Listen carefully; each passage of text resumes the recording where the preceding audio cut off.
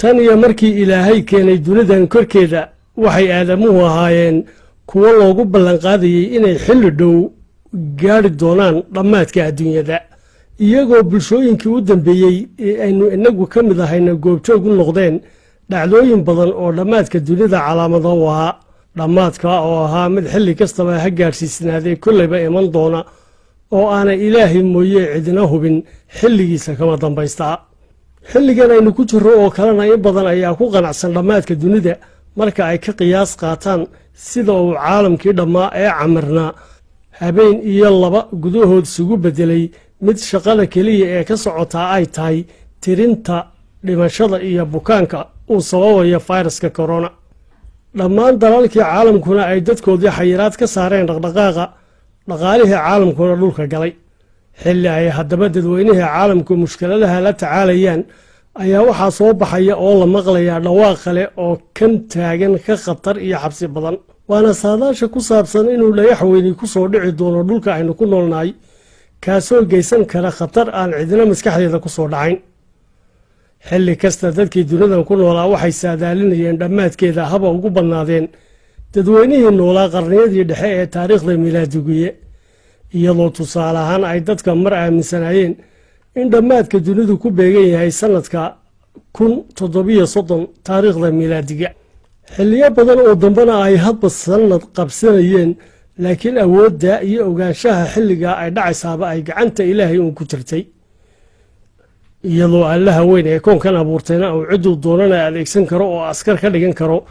maalmihii ugu dambeeyeyna ay saxaafadda caalamiga iyo hay-adaha qaabilsan sahaaminta hawada sare si weyn uga wada hadlayeen dhagaxa weyn ee ku soo jihaysan dhanka dhulka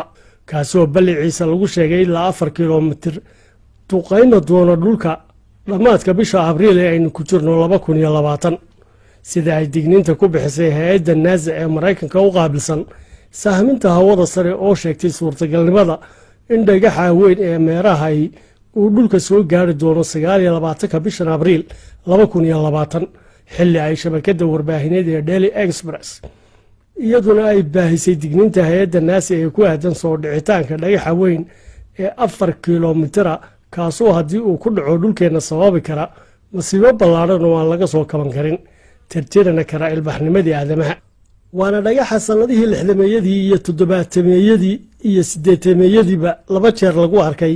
masaafo uu u soo dhowaaday dhulka iyadoo hay-adda naasana ay 20kii sannadood ee u dambeysayba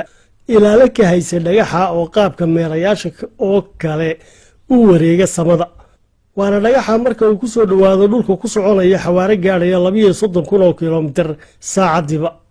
waana xilli ay meerayaasha hawada sare marna ku soo dhowaadaan dhulka marna ka durkaan maalin walbana ay ilaa 100 tan oo waxyaabaha hawada sare ka soo dhaca ahi ay soo gaadhaan dhulka kuwaasoo aanay badanaa isheennu qaban karin lana aaminsan yahay inay yihiin